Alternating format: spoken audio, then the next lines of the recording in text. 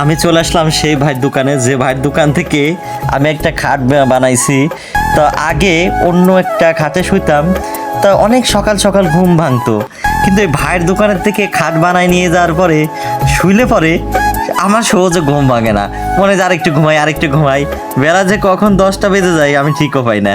তা আজকে ভাইকে আমি ধন্যবাদ দিতে আসলাম যে ভাই আপনি এত সুন্দর একটা খাট বানাই দিয়েছেন। এই দেখতেই পাচ্ছেন যে ভাই কত সুন্দর একটি মেশিন দিয়ে কাজ করে।